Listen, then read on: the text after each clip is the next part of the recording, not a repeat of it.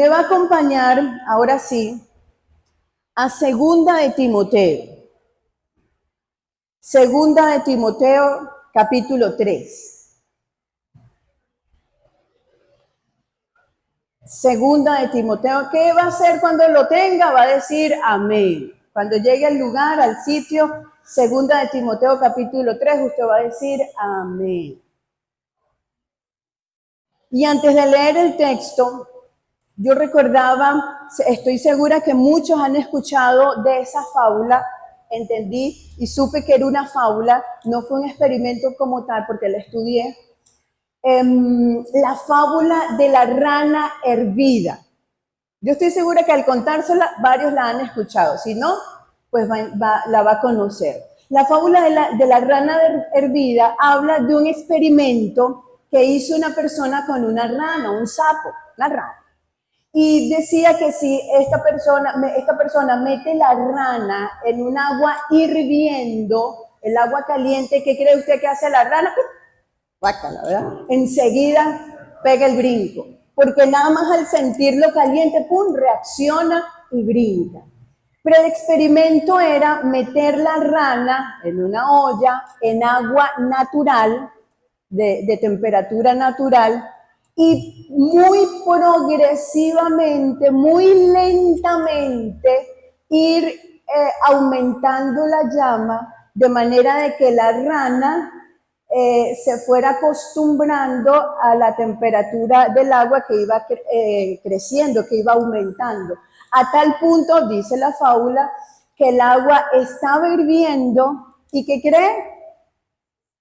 Y la rana ni se dio por enterada, ni cuenta se dio, porque el trabajo de calentar el agua fue tan lento, pero a la vez tan gradual, que ella no se dio cuenta. De hecho, en la psicología llaman a esto el síndrome de la rana hervida, síndrome de la rana hervida. Y habla un poco de situaciones a las que el ser humano se va adaptando sin darse cuenta, sin percibir los cambios, sin percibir y sin percibir sobre todo situaciones que ponen en riesgo su vida, que ponen en peligro su vida y no se percata, porque el cambio fue tan lento y tan gradual que la persona no se da cuenta. El síndrome de la rana hervida usted lo puede buscar por allí en internet.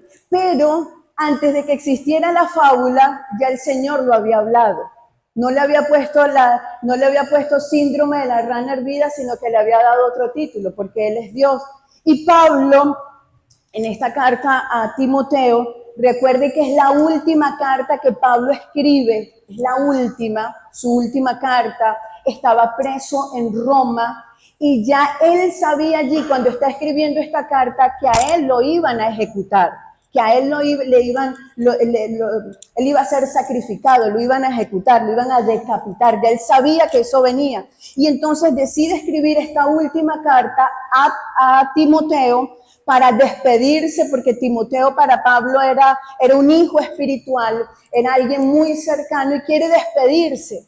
Pero en medio de esa despedida, Pablo también le está dejando instrucciones a Timoteo, entre las cuales le habla: sé leal a Cristo, sé fiel en proclamar su palabra, persevera en el sufrimiento. Y en medio de esas instrucciones está Segunda de Timoteo 3, vamos a leerlo. Dice: también debes saber esto, Timoteo, que en los postreros días vendrán tiempos bonitos. ¿Tiempos qué? Dígalo fuerte, claro y audible: peligrosos. ¿Por qué? Y entonces empieza a explicar, ¿por qué vendrán tiempos peligrosos? ¿Porque estamos rodeados? No. Porque habrá hombres amadores de sí mismos, avaros, vanagloriosos, soberbios, blasfemos, desobedientes a los padres, ingratos, impíos, sin afecto natural, implacables, calumniadores, intemperantes, crueles, aborrecedores de lo bueno, traidores, impetuosos, infatuados, amadores de los deleites más que de Dios, que tendrán apariencia de piedad, o sea, aparentarán ser muy espirituales, pero negarán la eficacia de ella. Y mire cómo termina el verso 5, a ellos evítalos. Se dice, y de hecho lo conté y usted también lo puede hacer, que en esos 5 versículos Pablo usa 19, son 19 maneras de definir una actitud o lo que va a ocurrir en los últimos tiempos. 19 descripciones es la palabra, o 19 actitudes, ¿no? Que está hablando Pablo para describir el peligro de los últimos tiempos. Esa palabra peligroso, vendrán tiempos peligrosos, lo que él quiere decir en el griego original es problemas, dificultades, pero hubo algo que no pude dejar pasar que me llamó mucho la atención, no sé si porque me cayó a mí, yo se la comparto para ver si, yo sé que ustedes no, pero a mí me cayó. Dice que ese término peligroso, obviamente problemas, dificultades, pero dice situaciones estresantes. ¿Qué es lo que está diciendo Pablo? Le dice, Timoteo, está pendiente que en los últimos tiempos vas a vivir situaciones estresantes. ¿Quién vivió situaciones estresantes esta semana? Hermano, yo ahorita tuve que, Señor, ayuda, estresante, ¿sí? Que ya le iba a decir a usted que orara por mí, estresante. ¿Por qué? Porque eso es parte de los últimos tiempos, eso es parte de ese calentar del agua del diablo. Y el diablo, hermano, está jugando, y voy a usar el término jugar para romantizar el plan del diablo. El diablo está jugando con nosotros, calentándonos el agua, y tú y yo no nos hemos dado cuenta. Y tú y yo pretendemos y creemos que estamos bien, cuando resulta que el diablo tiene rato que está encendiendo, aumentando la llama para matarnos, robarnos y destruirnos. Pero diga conmigo, hasta hoy. Hoy saltamos de esa olla. ¿Cuántos dicen amén? Ya le voy a explicar por qué. Una versión de ese término, vendrán tiempos peligrosos. La TLA dice, vendrán tiempos con muchas dificultades. La PDT dice, vendrán tiempos difíciles. ¿Ok? Y quiero citar algo de Juan Calvino, que con todas sus cosas que él tiene, pero esto me llamó mucho la atención. Dice, debemos notar que la dureza o el peligro de este tiempo, según Pablo, no son las guerras, no es el hambre, ni las enfermedades, ni ninguna de las otras calamidades o males que aquejan el cuerpo, sino la maldad del ser humano. ¿Qué quiere decir, hermano? Que el enemigo realmente no está afuera, el enemigo lo tenemos dentro. Porque cuando tú lees estos 4, 5 versículos que está diciendo Pablo, son cosas, son enemigos con los que luchamos interiormente. Y eso es lo que esta mañana yo te quiero compartir. Enemigos silenciosos. Enemigos silenciosos. Te repito, el diablo está jugando contigo y conmigo, ¿pero a qué? A abrumarnos, está jugando a consumirnos, está jugando a estresarnos, está jugando a llenarnos de tantas ocupaciones y preocupaciones que tú y yo olvidemos nuestra meta, que tú y yo quitemos la mirada de lo que realmente es la meta, y la meta es el llamado al supremo llamamiento en Cristo Jesús. ¿Cuántos dicen amén? Yo no te puedo hablar de los 19 actitudes, porque sería muy largo. Solamente te voy a mencionar las 4 que a mi criterio, me parece son las que nos están aquejando muchísimo hoy. Quizás lo hablo por mí, no sé, pero solamente te voy a hablar de 4, no te voy a hablar de las 19. Obviamente hay que empezar por la primera que menciona allí Pablo, porque habrá hombres amadores de sí mismos. Y no es casualidad que Pablo comenzara una lista larga diciendo que lo primero que va a ocurrir en los últimos tiempos, en las situaciones estresantes, en las dificultades, es que va a haber una proliferación, un aumento. ¿Sabe de qué? A ver si usted ha escuchado este término, del amor propio. Oh my God. Del amor propio. Y yo creo que el primer enemigo, y usted lo va a ver en varios textos de Pablo, el primer enemigo silencioso va a decir yo. Dígalo pues, yo. O sea, no tú. O sea, yo, tú. La primera persona del singular. Diga fuerte conmigo, yo. Nuestro primer enemigo somos nosotros mismos. ¿Sí? Y si tú te has dado cuenta, los que tenemos un tiempito caminando en el Señor, nos hemos dado cuenta que en los últimos años, cómo ha crecido la motivación, saca el tigre que hay en ti. Y tú todo lo puedes. Tú eres bueno. Y sabe, y esa... Obvio, a mí ahorita Maribel, mamá, me dijo, pastora, no hay otra pastora como tú. Hermano, yo me sentía de 2 metros, con mi 1,53 m.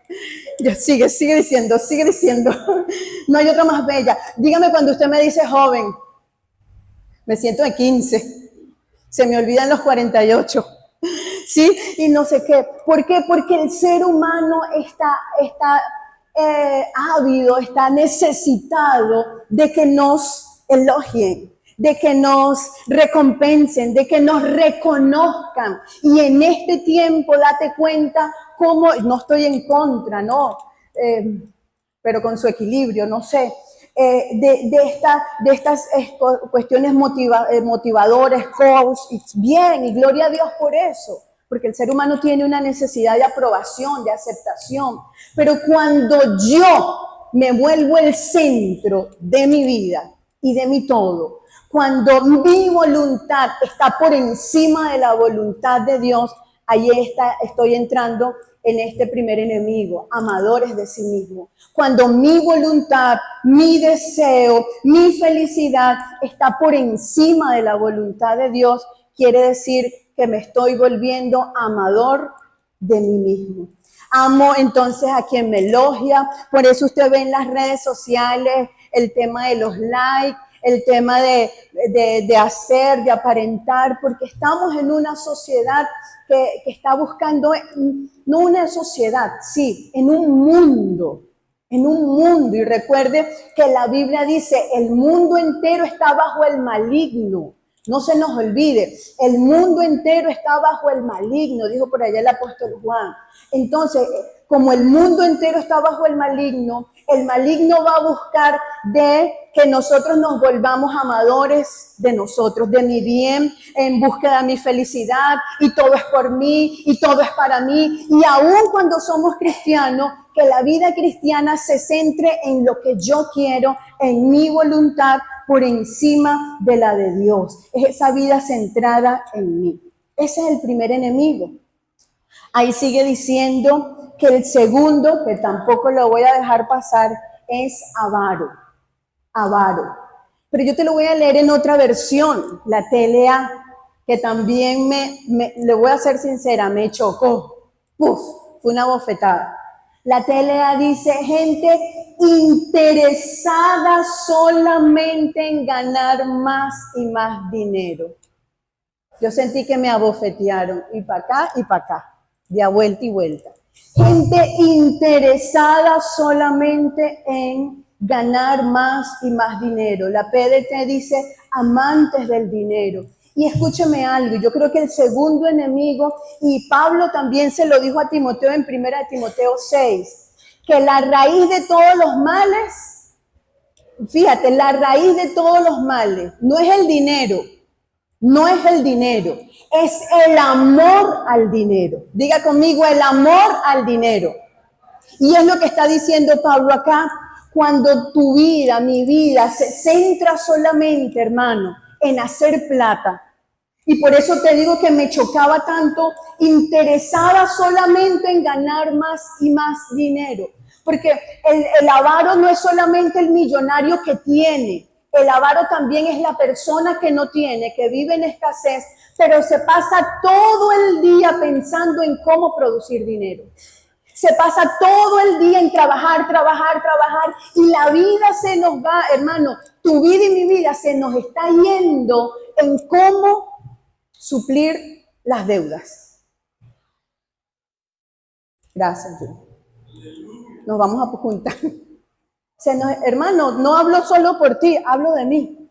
A veces no, se me pasa el día pensando, pero como yo soy espiritual, ¿sí? Repito, soy yo, no usted. Como yo soy espiritual, me paso el día orando. Señor, provee. Señor, que Germán venda. Esa es mi oración. Que Germán venda la más cara, Señor, la más cara, y que la venda solo. Si usted sabe, los que saben, que la venda solo. Porque más plata. Porque no hay que compartir con nadie. Mire lo avara que es la pastora Nelly. Porque, hermano, hay muchas cosas que pagar, hay muchas cosas que cubrir, el condominio, el alquiler, comprarle la cosa a los muchachos, el colegio, no sé qué. Señor, que Germán venda, que Germán venda, que Germán.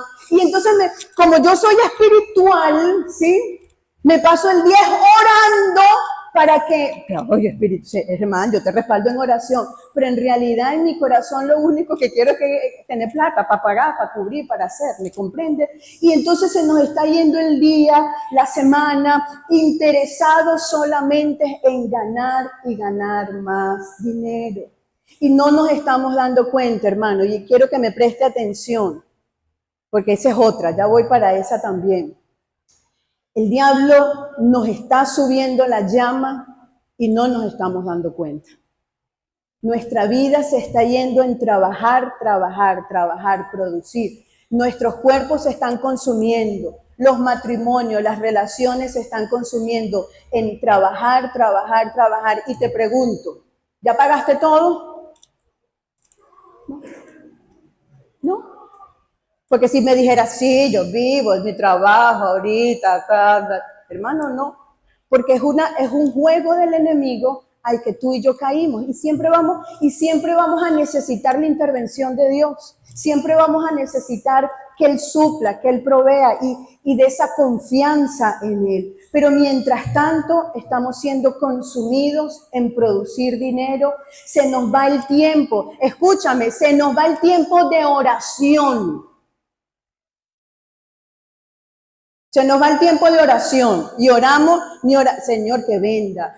Va con un cliente, que el cliente se enamore de la propiedad. Esa es la otra oración, que se enamora. Y no sé qué, y se nos va incluso hasta la oración, ¿me entiende? En lugar de deleitarnos en Dios, en lugar de hacer su obra, en lugar de rendir nuestra vida, el amor al dinero nos está consumiendo. El amor al dinero a muchos no les está permitiendo ofrendar, no les está permitiendo diezmar.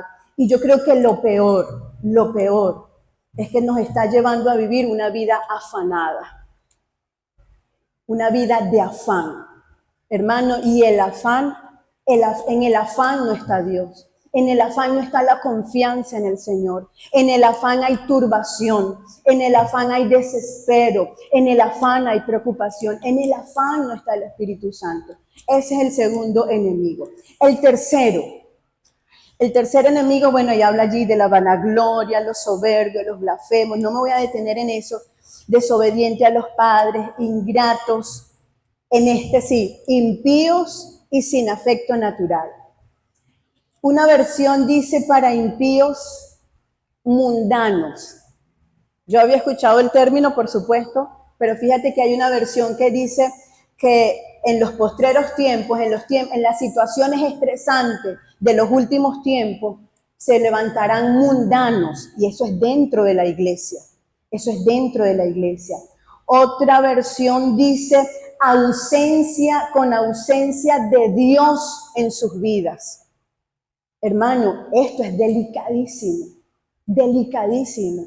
Que en tu vida y en mi vida haya ausencia de Dios, hermano, nos pone en blanco de batalla, impresionante para el diablo.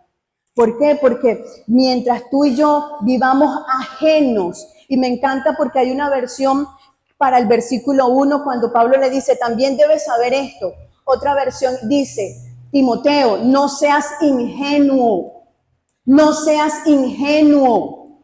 Y a veces nosotros andamos por la vida cristiana siendo ingenuos, creyendo, no a mí nunca, ciertamente, si a ti se te aparece el diablo, ¿qué vas a hacer tú? Chacho, vete de aquí, Satanás inmundo, te reprendo y listo. Pero él nunca se va a presentar así. porque Él sabe que tú y yo, como la rana, valga la comparación, con el agua caliente, ¡pum!, vamos a saltar. Pero entonces Él sí se va a presentar graduándote la temperatura, elevando la temperatura poquito a poquito.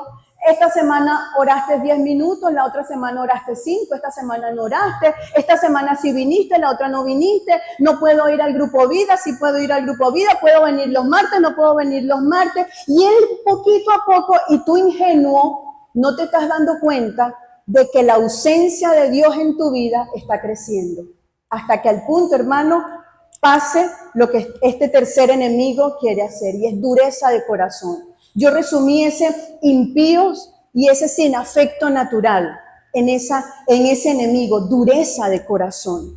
El enemigo, hermano, quiere que tu corazón se endurezca, que tú llegues a un tiempo de alabanza donde está la presencia de Dios y tú estés viendo lo que hizo el murciélago, viendo para el techo. Pues tenemos un murciélago aquí. En esta casa hay de todo. Y el mover de Dios, la gente orando y tú, ay, no me gusta cómo ora. Ay, ese ora, ay, ora como aburrido, predica, ay, este sí predica bien, este no predica bien, ¿me entiendes? Y el enemigo está buscando que tu corazón se endurezca y tú no te has dado cuenta. Y yo quiero decirte, como Pablo le dijo a Timoteo, no seas ingenuo, no seamos ingenuos. La ausencia de Dios en tu vida. Otra versión dice de esa palabra impío, sin santidad, impuros. ¿Y qué es lo que quiere decir, hermanos? Que seamos más tolerantes al pecado. A lo que antes éramos radical, ahora lo empezamos a negociar. Ahora empezamos a permitir. Ahora nos permitimos, si antes yo oraba 5 días, ahora me permito orar 3, y bueno, yo oro, yo vengo. Si antes yo era fiel en el diezmo, bueno, ya, Señor, tú sabes, tú entiendes. Y empezamos a tolerar, a permitirnos, a darnos permiso para pequeñas zorras como habla el libro de Cantar de los Cantares, pequeñas zorras que dañan la viña, que dañan, hacen daño, y un daño en algunos casos irreparable, ¿ok? Y empiezo a darme permiso. Pero fíjate que también habla sin afecto natural. Ese sin afecto natural, la PDT, Palabra de Dios para todo, dice, no sentirán afecto por los demás, ni estarán dispuestos a perdonar. ¿Te das cuenta cómo el diablo está jugando a que tú no perdones, a que tu corazón esté resentido, a que tu corazón se endurezca a tal punto? Y eso lo está hablando en las relaciones familiares, porque de hecho hay una versión que dice que es sin amor familiar. Familiar en la iglesia, familiar en tu casa. El diablo está jugando a romper relaciones y tú y yo no nos damos cuenta. Y tú y yo no nos damos por enterado. La Nueva Traducción Viviente dice, no amarán ni perdonarán. Otra versión dice, serán tan duros de corazón que jamás cederán ante los demás. Un orgullo, que sea Él el que me pida perdón, hasta que Él no cambie, yo no hago, hasta que en la iglesia no me digan, no me hagan, yo no hago tal cosa.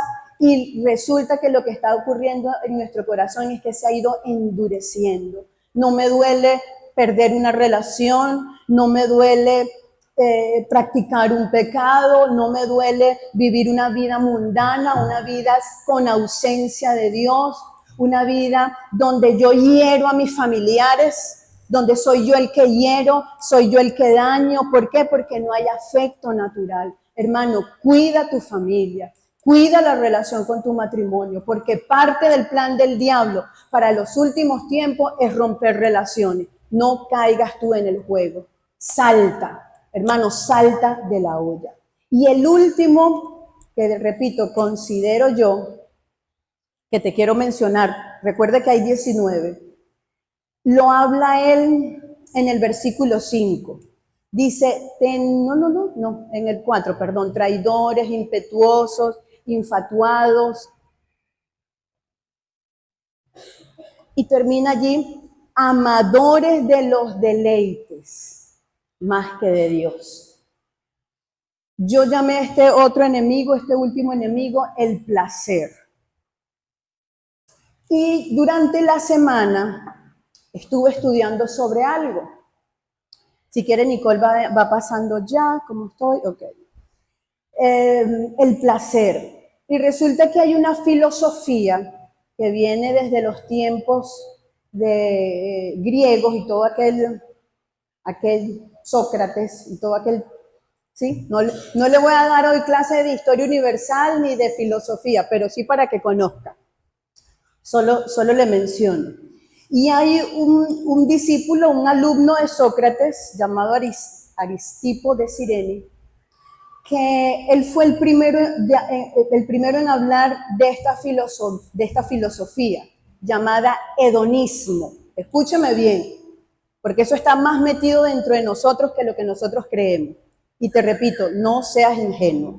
El hedonismo con H. Y el hedonismo es una filosofía de vida que apoya la búsqueda de placer. ¿Sí? Este hombre, Aristipo de Cirene, fue el primero en hablar del hedonismo, de la búsqueda del placer. Y luego él tiene a un discípulo llamado Epicuro, que es de donde salen con quien Pablo discutió por allá en Hechos, que eran los epicúreos y otros allá, no recuerdo, mi apuntador está muy lejos y no lo veo. Pero este Epicuro, él como que avanzó más en la idea del hedonismo, que venía de su profesor, por decirlo así. Y Epicuro decía que como no hay vida después de la muerte, hermano, hay que vivir la vida loca ya. Living la vida loca. Hay que vivir el aquí y el ahora, porque como no hay vida hay una sola, hay que disfrutarla. Hay que disfrutar la juventud, hay que disfrutar el cuerpo, hay que disfrutar, eso es todo como ha ido avanzando a medida que pasan los siglos. Hay que disfrutar y entonces tenemos esa canción, Living la vida loca. Yo estoy segura que ninguno aquí la bailamos.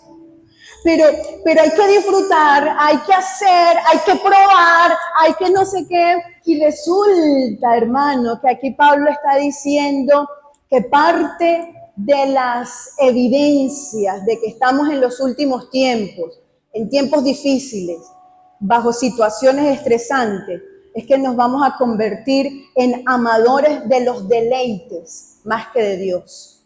Y vamos a estar en una constante búsqueda de placer. Una versión para ese texto dice, vamos a ser más amigos del placer que de Dios.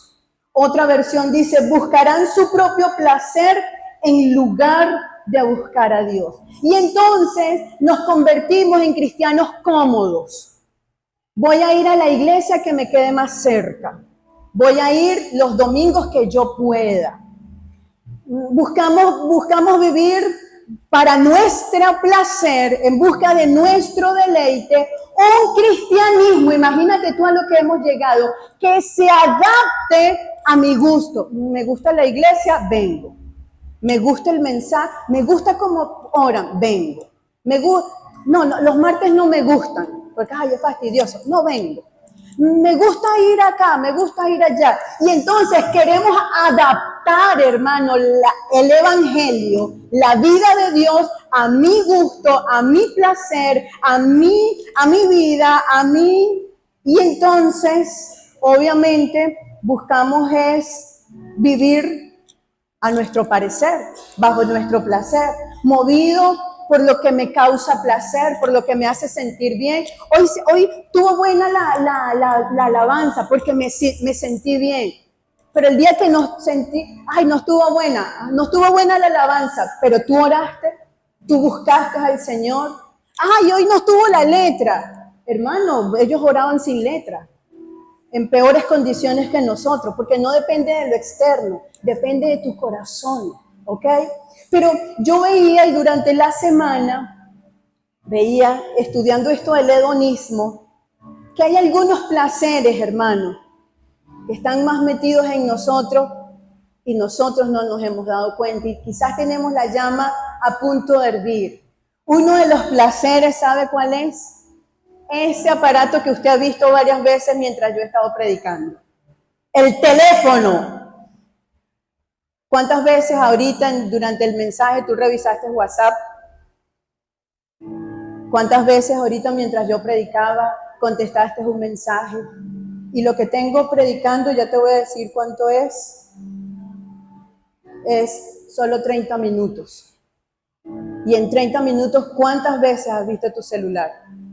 ¿Cuántas veces? ¿Por qué? Porque científicamente la pantalla, tampoco te voy a dar clase de psicología, pero el ver la pantalla hace que segreguemos una hormona que durante el minuto que estamos viendo nos genera felicidad, la oxitocina. Y durante ese momentico que estamos viendo las pantallas, ¿por qué usted cree que ha crecido tanto las redes?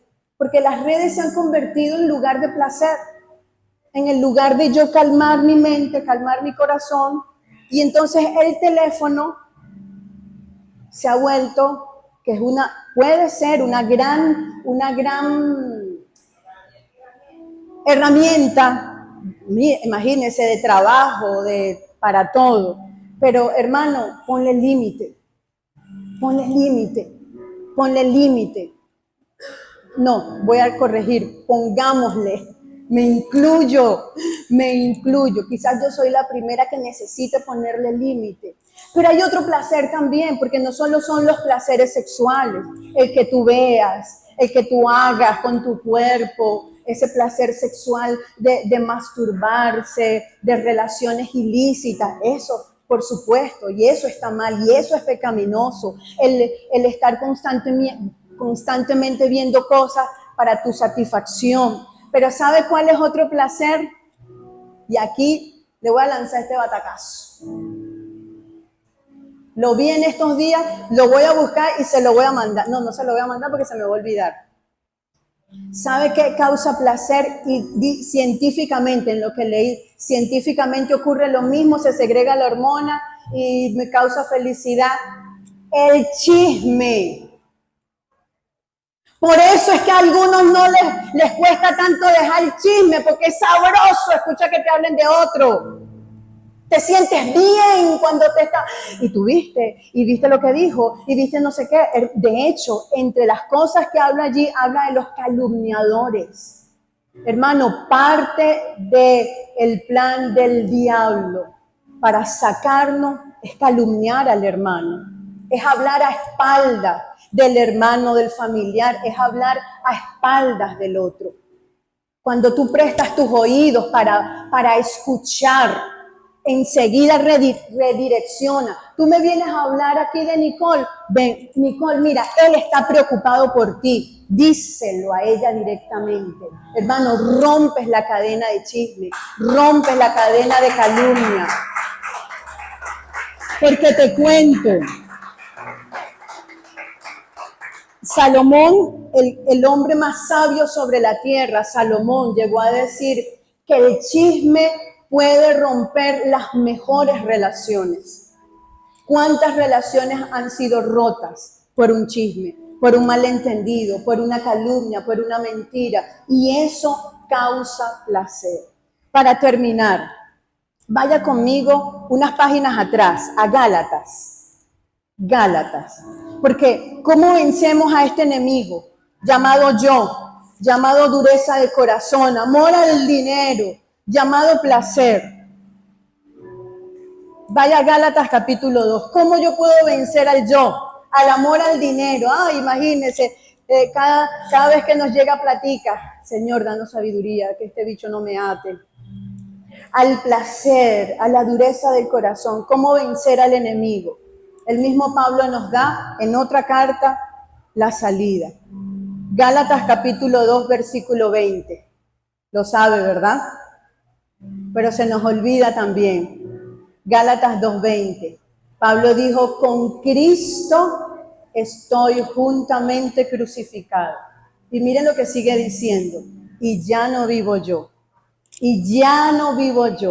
Mas vive Cristo en mí. Y lo que ahora vivo en la carne, o sea, mientras estoy en este cuerpo, lo vivo en la fe del Hijo de Dios, el cual me amó y se entregó a sí mismo por mí.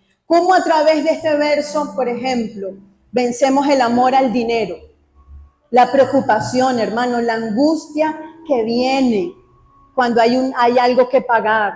La angustia que viene, hermano, lo vivimos cuando se nos daña el carro. Ay, otra vez el carro. Angustia. Cuando hay un cobro, hay algo, hermano, lo vivimos. ¿Cómo lo vencemos? Aquí Pablo en el 2:20 da la solución. La voy a vivir, la vida la voy a vivir en la fe. Diga conmigo, en la fe. ¿Pero en la fe en qué?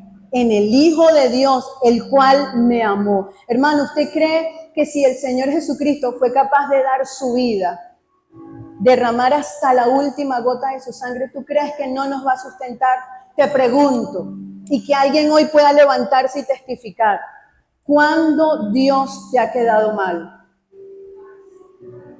¿Cuándo? Dígame lugar, en aquel momento, ahora, que las cosas no han salido como yo quiero. Sí, es cierto. Yo no quería que mi mamá se muriera. Por ejemplo, yo no quería, bastante que oramos, ayunamos, clamamos, reprendimos, hicimos, yo no quería eso. Ahora, decir que por eso Dios no me amó, no, esa era su voluntad. Y aquí a nosotros nos toca aceptarla. Quizá en algún momento la entenderemos, en algún otro momento quizás no sé. Pero él me amó y la amó a ella. Por eso repito, no es que Él no hizo el milagro, es que de pronto no hizo lo que tú y yo queríamos, que es muy diferente. Pero cuando yo entiendo que la vida ahora la vivo en la fe, en el Hijo de Dios, el cual me amó, hermano, yo estoy segura que en el caso del dinero, Dios va a proveer. Seguramente va a llegar lo que para nosotros es tarde. Tenías que pagar el 15, quizás el dinero llegó el 16, pero llegó. Quizás tenías que pagar el 15, pero te suprimieron la deuda, no pagaste, Dios hizo el milagro. Porque el milagro puede ocurrir de distintas maneras, no siempre es como tú y yo lo esperamos. Pero ¿cómo vencemos, hermano? Número 1, crucificando. Crucificando nuestra voluntad, crucificando nuestro corazón. Y esto no es solamente de hoy domingo 21 de septiembre, esto es de todos los días. De mañana, de esta noche, de que te acuestes temprano, sueltes el teléfono y te pongas a hablar con tu familia. Voy a dejar el teléfono a un lado y voy a compartir con mi familia, ¿sí? Eso es crucificar la carne. No voy a atender el teléfono, no voy a hacer esto, me voy a acostar temprano para poderme parar temprano y poder orar. Voy a crucificar la carne. Voy a crucificar la carne quiere decir que voy a leer la Biblia, voy a empezar a leer la Biblia todos los días. Aun cuando no la entienda, lo voy a hacer, crucifico la carne. Porque es la manera de saltar y salir de la olla en la que el diablo nos quiere matar, robar y destruir. Entonces, crucificando diariamente nuestra carne. Pero yo creo que eso va unido a decisiones. Yo decido venir a la iglesia. Yo decido congregarme. Yo decido ser parte. Yo decido orar. Yo decido santificarme, apartarme del pecado. Yo decido confiar. Decido confiar en el Señor y creer que Él va a sustentar. Decido creer lo que la Biblia dice. Él suplirá todas mis necesidades conforme a sus riquezas en gloria. Hermano, Germán no puede decidir por mí. Yo no puedo decidir por mis hijos. Yo no puedo decidir por mis hijos. Aquí la decisión es individual. Individual. Y quiero recordarte, no seas ingenuo. Porque de pronto estás en plena olla con agua hirviendo y ya estás a punto de fallecer espiritualmente y no te has dado cuenta. Y no te has dado cuenta. Y yo creo que hoy el Señor nos está hablando para que salgamos de la olla, para que salgamos de esa agua hirviendo, pero crucifiquemos nuestra carne, tomemos decisiones. Y en ese tomar decisiones es reconocer. Yo creo que una de las primeras cosas, y repito, yo soy la primera, reconocer, hermano, hay días, esta semana, ¿para cuántos esta semana fue loca? Ay, horrible, intensa, un día más que otro, dura. Y cómo esa realidad nos abruma y cómo la realidad nos absorbe y cómo la situación país o como usted le quiera llamar nos dirige. Terrible, nos dirige la situación, el trabajo es el trabajo, es la realidad lo que determina si hago o no hago, si sirvo o no sirvo, si oro o no oro. Hermano, así no es, estamos yendo mal. Que tu vida se te vaya en hacer plata, está mal. Ojo, no es que va a dejar de trabajar, no, usted tiene que trabajar, tiene que mantener su casa, pero que eso no se vuelva el centro. Que no te vuelvas amador del dinero aún sin tenerlo, porque no es solamente amar el dinero cuando lo tengo, sino es también cuando no lo tengo.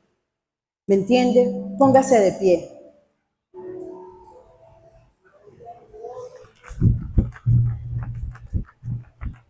Cierre sus ojos, por favor, acompáñenme.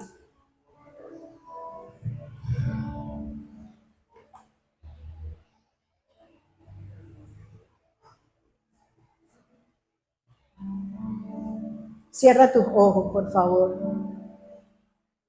Yo quiero decirte que yo soy la primera que ha tenido enemigos silenciosos acechando. Pero Señor,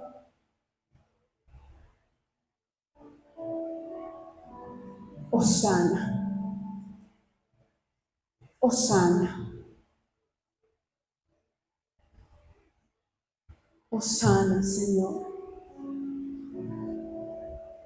Señor, cuando la ansiedad, cuando las preocupaciones, cuando esa búsqueda de placer, de nuestra comodidad, de nuestra satisfacción, de hacer nuestra voluntad, de ese yo en el centro, te ha desplazado. Y hoy en nuestra vida hay momentos de ausencia tuya en nosotros. Señor, perdóname. Perdóname. Perdóname. Perdóname. Perdóname porque bajo la premisa espiritual de ser diligente en proveer, se nos está yendo la vida, Señor, la salud, el tiempo, la paz, Señor, dejando de disfrutar tiempos contigo en la intimidad, dejando de servirte como tú esperas que te sirvamos, que te amemos, que te sigamos, Señor. Perdóname, perdóname, Señor. Perdóname porque aún el teléfono se ha vuelto más importante que tú, que tu palabra. Perdónanos, Señor, perdónanos. Perdónanos porque no nos habíamos dado cuenta que el diablo está jugando con nuestras vidas, que está buscando endurecer nuestro corazón, que no nos demos cuenta que nos estamos contaminando con este mundo. El diablo está jugando a que nuestra vida se nos vaya, Señor, en hacer dinero, en trabajar, y no nos habíamos dado cuenta. Perdónanos. Perdónanos porque en esa misma de endurecer el corazón, el diablo ha buscado romper relaciones, que a través de personas nuestro corazón se endurezca con las heridas, con el resentimiento, Señor, con la decepción. Pero hoy te entregamos nuestro corazón. Señor, hoy te entregamos una vez más, como lo hicimos hace unos años, quizás algunos, otros más recientes, pero hoy te entregamos nuestro corazón, Jesucristo. Y queremos repetir esas palabras de Pablo: con Cristo estoy juntamente crucificado. Y ya no vivo yo, sino que ahora vive Cristo. Que tú vivas en nosotros, Cristo. Que esos días que son estresantes, Cristo, tú puedas vivir en nuestros pensamientos. Cuando a veces Los pensamientos abruman, pensamientos de preocupación, de angustia, Señor, son tan abrumadores que Cristo tú puedas vivir en nosotros.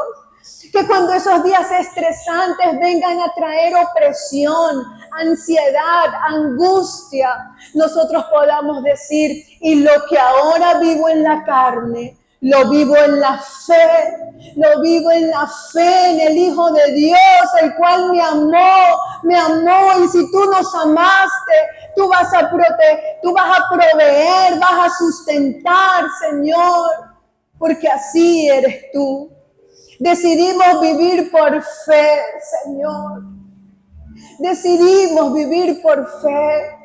Decidimos vivir, Señor, una vida llena de ti, Señor. Y ese llenarnos de ti viene a través de la oración, de la palabra, de leer, de acercarnos a ti, Señor. Pero hoy te decimos, Hosana. Aún para orar, para acercarnos a ti, Señor, te pedimos ayuda, ayúdanos. Ayúdanos a acercarnos a ti. Ayúdanos a construir vidas de oración estables, fuertes, profundas, Señor. Ayúdanos a establecer ese hábito con la palabra, Dios. Un hábito que nos lleve a leer, a estudiar, pero también a aplicar, a obedecer, Señor. Ayúdanos. Ayúdanos, porque solo a través de eso nuestro corazón no nos guiará. Nuestro corazón se sujetará a tu perfecta voluntad. Nuestro corazón, tú lo diseñaste no para que nos guiara. Tú creaste nuestro corazón para que te obedeciera, para que te siguiera, para que te amara. Señor, aquí estamos. Aquí estamos. Hoy quiero pedirte, Señor, usando esa ilustración, que nos saques del agua caliente, esa agua que estaba abrumando, que estaba absorbiendo, que estaba sacando incluso del propósito, que estaba apagando, Señor, los corazones, que estaba trayendo una tibieza, un enfriamiento espiritual, un desánimo. Señor, sácanos y llévanos a la vida plena que tú quieres, que tú tienes para nosotros. Y si tú puedes levantar tus manos, preséntate allí delante del Señor.